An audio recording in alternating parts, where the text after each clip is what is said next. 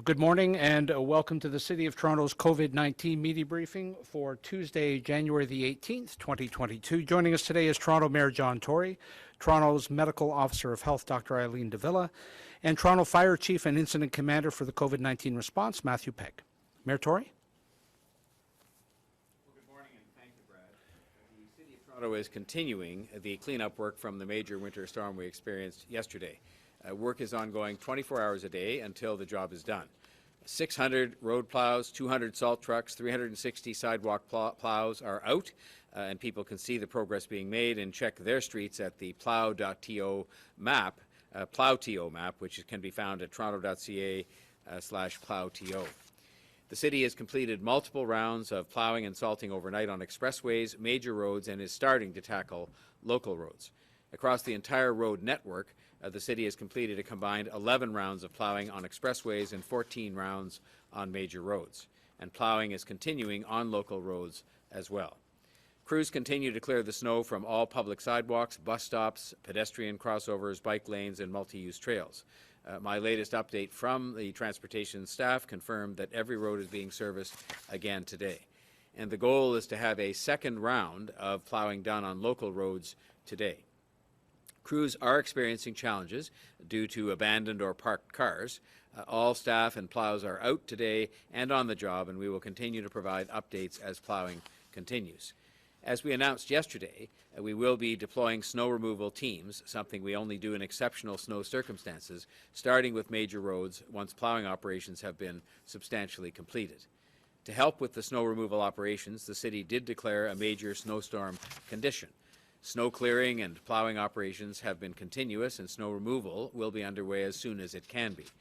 This was a big storm with a large amount of snow, a big storm in historical context, so it is going to take a big cleanup effort, and that's going to take some time, but the cleanup is well underway.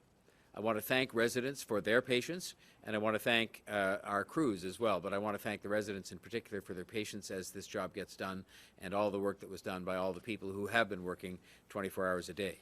I would ask Torontonians for their continued cooperation in following the stricter parking rules during the snow storm condition, and I would also request the cooperation of City of Toronto residents in staying off the roads as much as possible and being considerate with the location of their cars on the streets. Our efforts to help residents get vaccinated against COVID-19 are also continuing nonstop. Team Toronto has now administered third doses of COVID-19 vaccine to more than 1.2 million people. This exciting milestone comes exactly 1 year to the day after we opened the first City of Toronto-operated proof-of-concept vaccination clinic on January the 18th, 2021, 1 year ago. Just a year from that opening, Team Toronto has now administered a first dose of COVID-19 vaccine to 89.9% of eligible Torontonians aged 12 and older, with 87% having received 2 doses. Following a service suspension due to yesterday's winter storm, city-operated vaccination clinics are back to normal operations today, with more than 5,000 booked appointments to be vaccinated at the 5 city-run clinics alone during the day today. As schools across the city return to in-class learning, likely tomorrow, after a couple of unanticipated snow days, our work to support the schools reopening and help kids get vaccinated will continue as well. More than 133,000 doses have been administered to residents between the ages of 5 and 11, thanks to our plan. In less than 2 months, approximately 51% of Toronto residents in this age group have received at least 1 dose, and 14% of kids have 2 doses. Toronto Public Health is continuing to work with healthcare partners and school boards to provide as many vaccination opportunities as possible for residents 5 to 11 years old and their families across the city, but with a special emphasis on areas that show under-vaccination rates that we are monitoring each and every day. Hundreds of school-based clinics have been held to help kids and families get vaccinated, and that work will be increasing over the coming weeks to support the province and school boards as they work to keep in-class learning on track. There are approximately 42 school-based clinics scheduled for the next few weeks as Toronto Public Health continues to increase its capacity to provide vaccinations for this age group. The City of Toronto and Toronto Public Health continue to work closely with the Toronto District School Board and the Toronto Catholic District School Board to arrange for additional school-based clinics in neighbourhoods where vaccination uptake has been lower. Our vaccination team has worked with the school boards so that they can reach out directly to families and the school community to share information about upcoming clinics. It's another example of how we are working well together, in this case with the school boards, to help people get vaccinated and to help us all to get through this pandemic and, of course, to keep the schools open safely. Our vaccination campaign is also continuing to help parents and caregivers of 5 to 11-year-olds get information about vaccinations through telephone town halls. In partnership with the Hospital for Sick Children, the City hosted 2 virtual town halls in December, and more than 101,000 residents tuned in to the town halls with medical professionals from Toronto Public Health and Sick Kids. In addition, more than 400,000 phone calls were made to residents, connecting them to vaccination and booking information. Public health nurses also provided approximately 143 vaccine promotion sessions for parents and guardians of students between the ages of 5 and 11 years of age prior to the increase in cases due to the Omicron variant. This morning, appointments opened up for Team Toronto's next mega vaccination event, Vax the Northwest, coming up this weekend. The clinic will take place at York University's state-of-the-art tennis facility, the Aviva Centre, this Sunday from 11 a.m. until 7 p.m. The appointments went live in the provincial booking system at 8 o'clock this morning, and the team tells me they're encouraged by the additional booking numbers, and that's for a clinic taking place, Vax the Northwest, at York University this Sunday from 11 a.m. to 7 p.m. The Vax the Northwest Clinic is being held at the university campus, specifically to be easily accessible to adjacent neighbourhoods with lower vaccination rates. Team Toronto is doing everything that it possibly can to reach these Northwest Toronto communities. Community health centre partners, Unison, Black Creek, vaccine engagement teams, the ambassadors, the Humber Hospital team, all of these people are combining together, including being on the ground in these neighbourhoods promoting this clinic. The city's vaccination program will be connecting by text with 8,000 Northwest Toronto residents over the age of 50 who are due for their 3rd dose and who are living in areas with low 3rd dose coverage. vaccination will also be sending out broadcast voice messages with general clinic information to 30,000 people living in the area of the vaccination clinic, which once again is at York University this Sunday from 11 a.m. until 7 p.m. There are more than 1,000 appointments available with capacity to scale up clinic operations. The TTC has been very helpful to us in putting on this vaccination event in the Northwest. It is providing dedicated buses to help people travel from community hubs to the clinic at York University. There will be community ambassadors on the buses and at the clinic to help guide people through their vaccination experience. This is something that has worked well for us across the city as we've gone through 1st, 2nd, and 3rd doses, and as we've had the vaccination for kids program. Information has also been distributed in the community in Arabic, Farsi, Italian, Russian, Spanish, Tagalog, and Vietnamese, 7 of the languages most widely spoken in Northwest Toronto. At the clinic, interpreters speaking these key languages and others will be available, with additional translation capacity available by phone. And of course, as always, people are welcome to bring a support person to help with translation or any other needs at the time of visiting this vaccination clinic. If you or someone you love or someone you know lives in the northwest part of the city and needs a 1st, 2nd, or 3rd dose of COVID-19 vaccine, I urge you to book an appointment or help them to book an appointment at the Vax the Northwest Clinic, which again is being held at York University at the Aviva Centre on Sunday between the hours of 11 in the morning and 7 at night. The clinic is in your community, offering you and your friends the opportunity to help keep our city safe. And I want to extend particular thanks to our healthcare partners, to the people that are helping us put this on, to all of our ambassadors, and as well to Councillor Joe Cressy and to Commander Wiancek and the team, because all of them have been instrumental in putting this latest event together. We're also working to help support child care centres. I'm pleased to announce that the city has partnered with the province to help mitigate the spread of the Omicron variant by distributing rapid antigen tests within the child care system.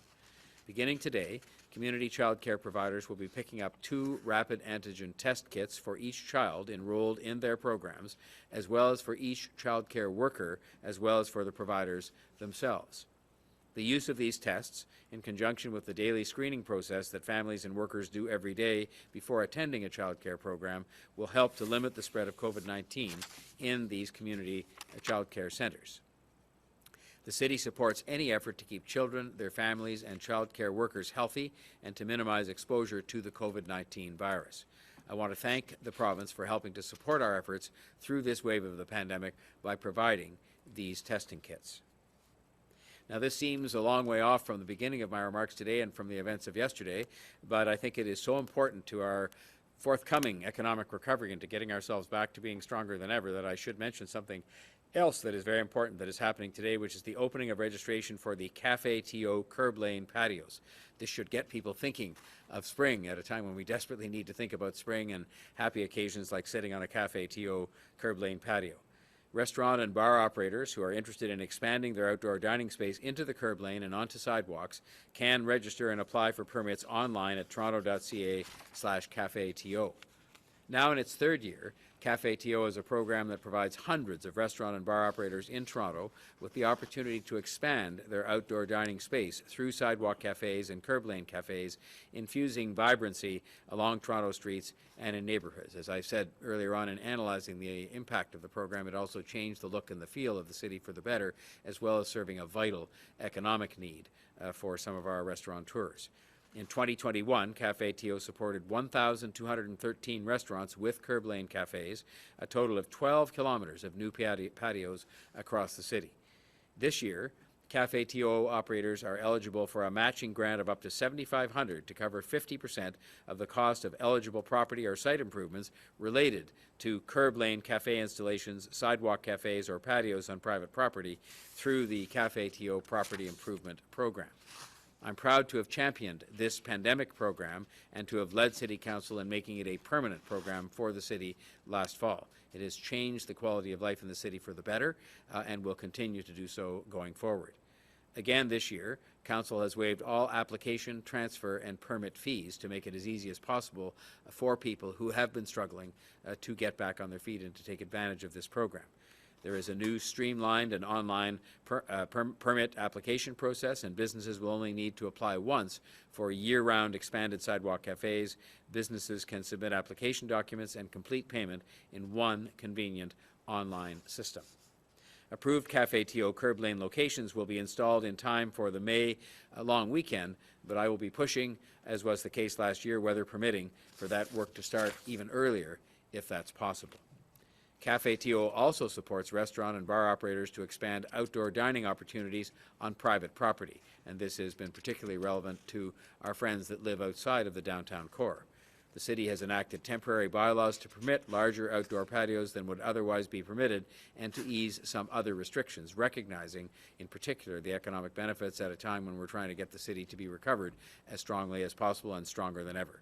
City staff have worked closely with the Toronto Association of Business Improvement Areas and local restaurant and bar operators, as well as accessibility stakeholders and others, to continually improve the CafeTO program.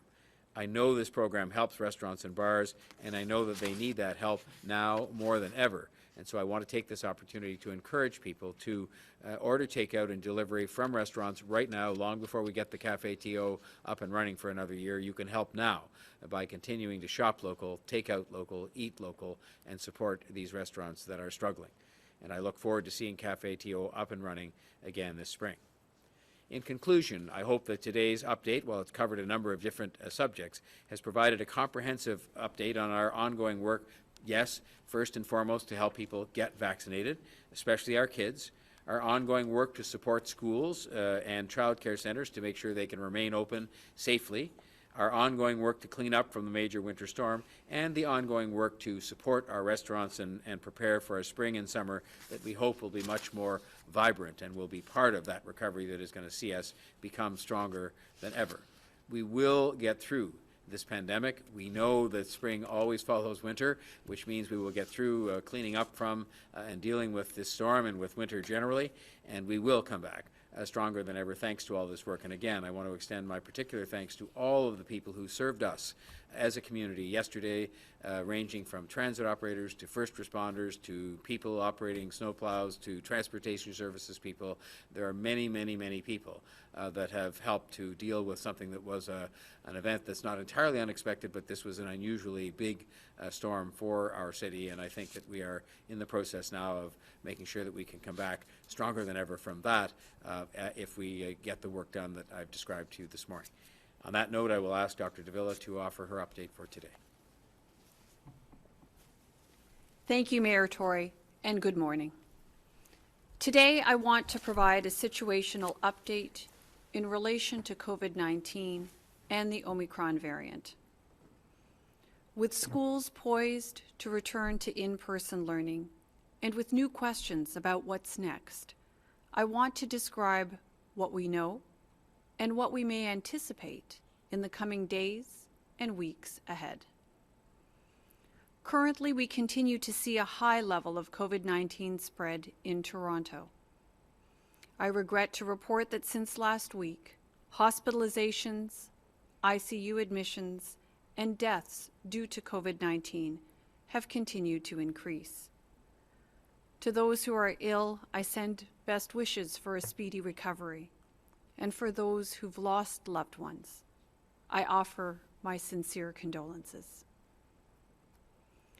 In recent days, we've heard questions about whether the Omicron wave has reached its peak. While it is still too early to know for sure, we are seeing initial indicators that the rate of infection may have plateaued or started to decline. But we still have a long ways to go. The level of viral activity in our community continues to be concerning and continues to put a significant strain on our healthcare system. First, the level of admissions to hospital strains the resources within our hospitals. Second, with such widespread transmission in the community, healthcare staff themselves are falling ill because of the virus. This being said, while we continue to see widespread transmission of COVID-19, the most recent data show that there are reasons for cautious optimism. A recent summary of our hospitalized cases confirmed that we are seeing shorter lengths of hospital stay than in previous waves. Toronto's high vaccination rate is also having a significant impact in this wave of COVID-19 infection compared to previous waves, and 3 doses of vaccine continues to provide the best protection against the Omicron variant. Recent Ontario data paint a clear picture of the protection that the COVID-19 vaccines provide. For cases reported between December 24th and January 6th in the province, the rate of hospitalization for COVID-19 was 4 times higher for unvaccinated individuals than for those with 3 doses. The difference was even starker for the recorded rate of ICU admission, which was 8 times higher for unvaccinated individuals than for those with 3 doses of vaccine. So what does this mean for us in Toronto? Well, schools returning to in-person learning is a positive sign, as this is an essential activity that impacts the health and well-being of our children and youth. While reopening to schools to in-person learning and any changes to the current public health restrictions currently in place are within the power of the province, I would say this. We all have tools to preserve and protect the progress we're making and to help reduce the spread of the Omicron variant as much as possible. Using these tools will help to keep our school environments as safe as possible. The evidence shows that multiple layers of protection are necessary to mitigate transmission of COVID-19 and to keep schools as safe as possible. This includes vaccination, ventilation, filtration, daily COVID-19 screening for students and staff, using a well-fitting mask and physical distancing, amongst other measures. The science also suggests that increasing opportunities for people to interact with each other should be done with caution, especially as schools are just reopening. Ensuring the success of in-person learning for the rest of the school year relies on seeing solid evidence of an improving COVID-19 situation overall before introducing changes that are likely to lead to more in-person interaction. We've learned from our own experiences and from the experiences of other jurisdictions that going too quickly risks the progress that we have made, and in some cases has forced us to go back to more restrictions. We have seen and felt just how disruptive this is.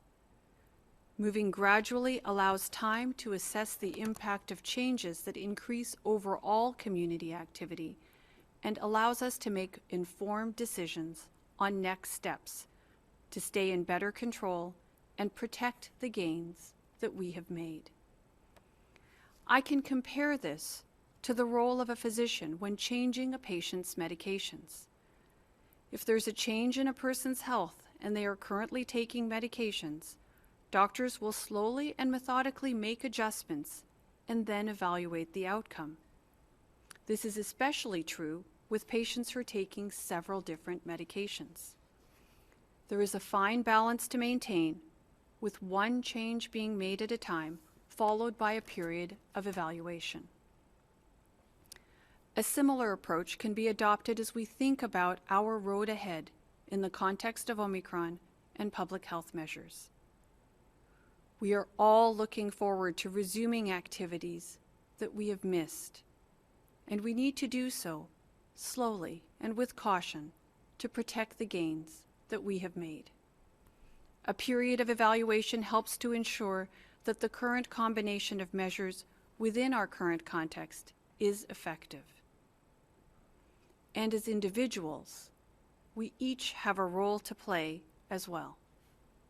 We must continue to do our very best to protect and care for ourselves and others by taking the steps that we know work. Getting vaccinated, reducing in-person contact, wearing a well-fitting, high-quality mask, practicing physical distancing, and staying home when we're sick. As the mayor just said, I know we all want to see the end of this pandemic. And while that day will come, until then, we must continue to do everything within our power to stay the course. I'll now turn it over to Chief Pegg to deliver his remarks for today. Thank you, Dr. Davila. Good morning. Before I provide my update today, I would also like to acknowledge that it was 1 year ago today that we opened the very first proof of concept COVID-19 vaccine clinic at the Metro Toronto Convention Centre. More than 2 months ahead of schedule, our COVID-19 immunization task force opened this clinic to coincide with the very first available vaccines provided to us by the province of Ontario. In opening and operating this initial proof of concept clinic, our team was also able to validate and finalize the COVID-19 mass immunization clinic playbook, which subsequently informed and enabled the setup and operation of COVID-19 vaccine clinics across the province. I would like to acknowledge and thank everyone who has been a part of this incredible effort, including our dedicated Team Toronto Vaccine Partner Network. What has been achieved through your hard and continuing work has literally been life-saving, and I thank you all. I would also like to thank everyone who worked so hard to manage and respond to the winter storm yesterday, as well as the ongoing snow clearing and cleanup operations. This is another example of Toronto's ability to respond to changing and demanding circumstances as they happen. Yesterday, we witnessed people helping one another and coming together to help those in need. Thank you for your continued patience and your never-ending willingness to help when it matters the most. As the snow clearing operations continue each of our emergency services are directly connected with Transportation Services Road Operations Managers via the Emergency Operations Center. This will ensure that our responding emergency services have direct and timely access to snow clearing support on city streets, where those services are required to facilitate the response of paramedic services, fire services, and Toronto Police Service vehicles and personnel. Yesterday, our emergency and essential services operated with an average unplanned absence rate of 13%. Between December 24th and January 17th, our emergency and essential services operated with an average unplanned absence rate of 12.3%. Our team continues to implement their mitigation plans effectively, thereby ensuring that these essential services continue to be delivered across the city. From a citywide perspective, yesterday, we operated with an average unplanned absence rate of 7.7% across all the city divisions. Yesterday, Toronto Paramedic Services operated with approximately 100 ambulances on the road and an unplanned absence rate of 17.7%. Also yesterday, Toronto Fire Services operated with 112 frontline trucks and crews in service and an unplanned absence rate of 14%. Yesterday's winter storm further challenged our on-duty staffing, and I thank everyone who extended their shifts and accepted overtime shifts, working together to mitigate yesterday's weather-related unplanned absences. Fire services are continuing to respond to approximately 60 additional low-priority paramedic calls each day, where there is no clear indication of a patient or injury. Each of our other emergency, essential, and critical services, including Toronto Police, Toronto Water, TTC, Shelter Support and Housing, Senior Services and Long-Term Care, Children's Services, and our city-operated COVID-19 vaccine clinics, also continue to provide exceptional service to Toronto residents, and I thank them also. Many of these services were also impacted by the severe winter weather yesterday, including both TTC, who battled the winter weather throughout the day, and the city-operated vaccine clinics, which were forced to close yesterday as a result of the severe weather and road closures. Each of these teams continue to do an exceptional job of managing through the challenges associated with increased numbers of staff being unable to report for duty as a result of COVID-19. Our COVID-19 Strategic Command Team continues to work every day in order to ensure that all aspects of our citywide response to the pandemic remain responsive and effective. As the situation with COVID-19 continues to evolve, so will our planning and response. As always, I encourage you to continue to make toronto.ca/COVID-19 your first choice for up-to-date, accurate, and timely information on all aspects of COVID-19 response in Toronto. Thank you. Thank you very much, Chief. We'll now go to questions. First, we'll go to Mark McAllister from City News. Go ahead, Mark. Very much. A question for Mayor Tory to start. Obviously, there was many examples yesterday of people in the city helping each other out. I'm curious, what is the city doing for those who might find themselves stranded, either at home, not able to get out, or perhaps not being able to move their vehicle as a result of plows going throughout the city and plowing those vehicles into their space? Well, I would say that to any person who finds themselves in that circumstance, and one of the things we would ask is for neighbors to have a look at people where they don't see them for a day or so, or where they just want to check in on them. That's a thing that Torontonians often do during these kinds of difficult periods following a storm. But from the city standpoint, of course, we are at the ready at 311, or in the case of an emergency situation at 911, to be responsive to people who find themselves in that situation. And, you know, the best thing we can do, I think, to make it possible for people who might find themselves in that circumstance is to proceed as we're doing with the first plowing operations and then the snow removal operations as quickly as we can, so that you'd have fewer people, obviously, finding themselves even possibly in that circumstance. My follow-up to that is with regard to laneways. As you know, there are hundreds of kilometers of laneways in this city. Those aren't touched by plows. Those are city-owned laneways. What can be done to help people get in and out of those spaces? I'm not sure if it's Vince that would be the best, Vince Ferrazzo, who, by the way, has done a superb job at sort of marshalling all the forces to deal with the plowing and the removal and all the things that go with this kind of a storm that might address the specific topic of laneways. And they're on the line, and maybe, Vince, if you could do that or designate somebody who might. Yeah, Vince, can you go ahead, please? Thank you, Mayor. Yes, so the city does maintain laneways throughout the winter. We first prioritize our expressways, major arterial roads, and local roads. But following that, we will begin attending to servicing the laneways. And we'll do so through a number of ways, by salting. But some of our equipment do have some blades or some plows that are attached to the front of the vehicle. So on those occasions, if the vehicle is able to navigate through the laneway, we'll be able to move the snow, but that will be the next road classification that we will be attending to after we hit all the roads and the sidewalks.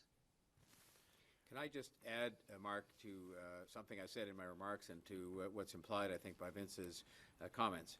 There is a priority order in which this simply has to be done, and it makes sense. I think people understand it as much as they may wish that their own road or even their own arterial road or something closer to them, a laneway in their neighborhood, should get done first. There's a priority order in which this will get done, in which it is getting done, and that I would thank people for the patience they've shown so far and ask for their continued patience as we have all hands on deck. As you heard, hundreds of trucks, hundreds of plows, hundreds of people getting this job done as quickly as possible following a storm that's one of the biggest in recent history, and so it's going to be a bigger job to get it cleaned up.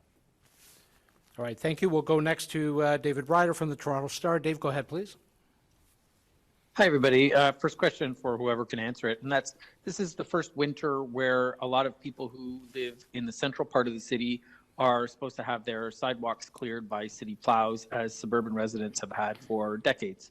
Can you give me an update on that? Is it fully rolled out?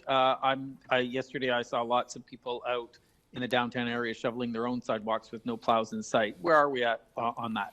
Can I start on that again, just by making sure the record is clear, because we were very straightforward and very clear, in part because of the availability of equipment, which was on order and hadn't yet been delivered and so on, in saying that this sidewalk clearing service in parts of Toronto that didn't have it before would be rolled out this year, but wouldn't necessarily be rolled out in time for the first snowstorm or the first month of the year. And so I did make that very clear, and so did other city officials at the time that we confirmed the decision, which was a good one, to expand this citywide. And on that note, perhaps I'll ask if there's Vince or someone else wants to address the timetable as it presently exists.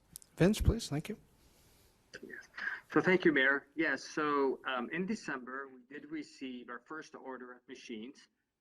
We did receive approximately 25 new sidewalk plows. And then in January, just a few weeks ago, we did receive a few more, 6 more. So we have approximately of about 35 machines that are being deployed. We did start them yesterday. And this is in addition to the 9 that we originally had when we conducted our pilot project. So as the mayor indicated, we put the delivery in. We were very fortunate that we were able to get some of the equipment delivered sooner than we had anticipated, and they are being deployed as we speak. They were out yesterday and they continue to be out today.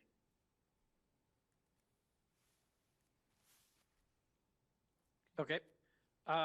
My follow-up, I think, is for Mayor Tory, and that's yesterday while Premier Ford was out driving around talking to media and helping people, I guess, dig out of snowdrifts rather.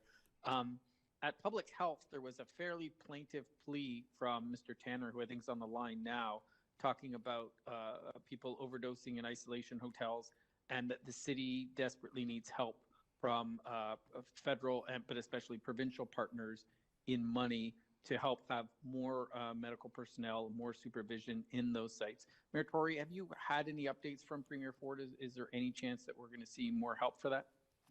I haven't had a specific update from the province with respect to that help. I did happen to have a conversation. When I say happen to, I had a meeting this morning with Carolyn Bennett, who is the Minister of Mental Health and Addictions for the Government of Canada.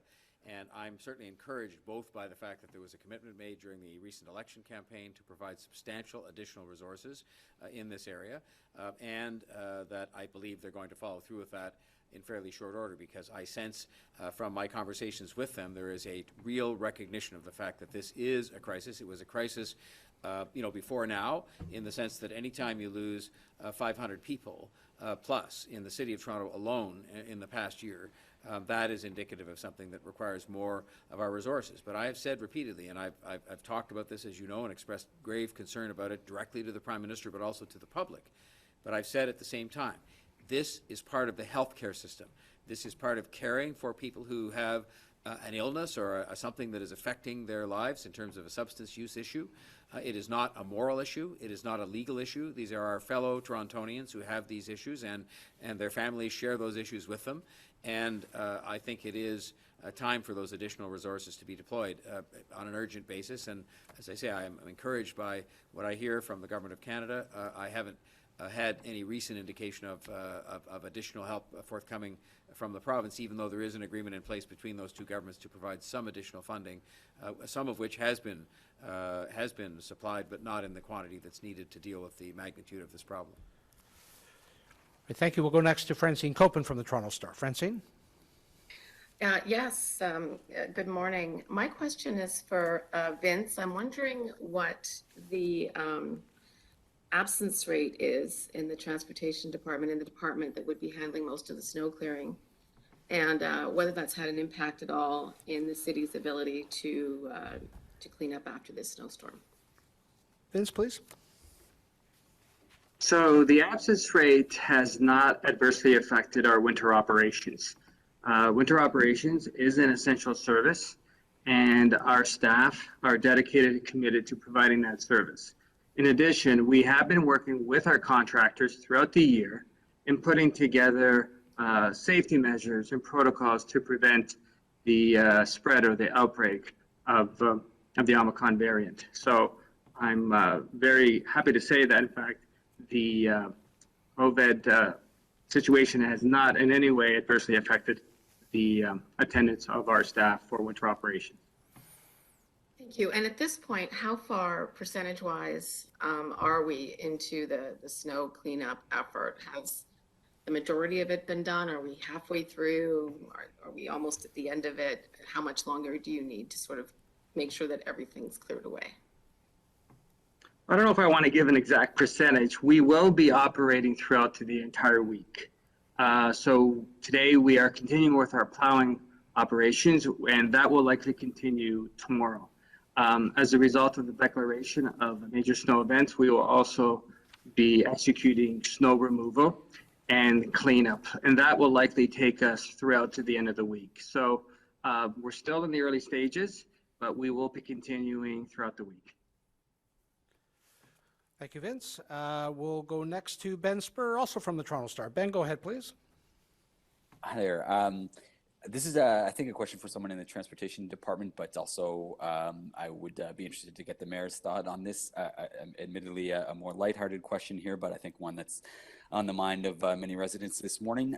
But as people are digging out of the snow, there seems to be a debate about on-street residential parking spots. Some car owners seem to think that if they shovel out a parking space in front of their house, then they are entitled to that spot. They kind of have dibs. Others argue that once a spot is cleared, that space is fair game for any driver, no matter who shoveled it. So in the city's opinion, who's correct here? Who gets dibs on a freshly shoveled spot? Let me go to Barbara Gray or Vince. Barbara, can you take that one? Sure. Hi, Ben. Thanks, Brad. The city's on-street parking resource is a resource that's for everyone, and I know this happens sort of North America-wide, that people go in and put in the effort to shovel, but those spaces are there then open to anybody who may use them on that street, as long as they have a valid permit, of course. But I know it is frustrating for people who spend that time to dig out if somebody else were to come in their place, but the city does not have a formal process related to that. Mr. Mayor? Yeah, I just add, the Toronto way of doing things says 100 times out of 100 that you work out a cooperative arrangement with your neighbors, perhaps to, shovel more spaces and make them available on a basis where we cooperate with each other as opposed to, some kind of competition. I can just see, car derbies that could go on if you had that sort of thing happening. And that's not healthy, it's not safe, and it's not the way we do things. So I just hope people can work this out as our wonderful public works and contracted crews actually plow the snow and help to clear things up, that people can cooperate on this and not have any kinds of disputes about this kind of thing. Do you have a follow-up, Ben? Yes, I think just following up on what Barbara said, should I take it that some people might be trying to block off or kind of occupy spots that they shovel with chairs or garbage bins or something like that? It's fair to say that that is not allowed under the city's rules. That's not something that residents should be doing once they shovel a spot. That's correct, Ben. I haven't heard any incidences of that, but certainly I would echo exactly what the mayor said, just about people doing a little bit more than their part and not resorting to trying to block off spaces in the city's right of way, because certainly the safety of our plow operations is number one, and we absolutely need to do everything that we can as we are to get the city back to a condition where we have the snow gone and taken care of and sorted out. So it's really going to be, we're going to really need to rely on people to make sure that they're trying to keep those rights of way clear. All right, thank you. And our last question is from Miriam Edahaya from Radio Canada. Miriam, go ahead, please. Hello, my first question is for Chief Pegg. Did first responders such as paramedics have a hard time getting to people in need of assistance because of the snowstorm yesterday? Hi, Miriam. So to say the least, yes, the weather event yesterday created challenges across the city for everyone, and certainly that included our emergency services. But I can tell you that all of our emergency services, including paramedics, Toronto Fire and Toronto Police, worked hand in hand and alongside one another. I had some fantastic video and footage sent to me throughout the day yesterday of those teams working together and residents coming out to make sure that ambulances could pass the road along with fire trucks and police cars. And I'm not aware of any substantial challenges. Brad, we may have Chief Raftis on the line. Yes. Chief Raftis, if you're able to add to that, please. Yes, thanks very much, Matt. Yeah, yesterday was truly an exceptional event, and it was challenging to get around the city and get to calls. But as Chief Pegg had identified, the City of Toronto's emergency services family, we really have best-in-class contingency plans working very closely together. I was so heartened to see, along with our emergency services colleagues, pushing ambulances through snow drifts, also the public getting involved in helping out. So very busy day yesterday, over 800 emergency calls responded to. We continue to work through the event today, and we'll continue to work very closely with our emergency services colleagues. Back over to you, Brad. Yep, Mayor Tory? I only want to say, if you have a city where you have people helping to push ambulances, push buses, I saw instances of people pushing police cars, helping each other, shoveling each other's walks and so forth.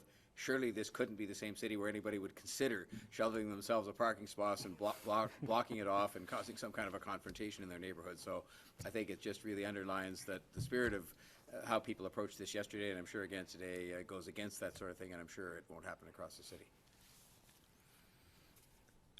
Follow-up, Miriam?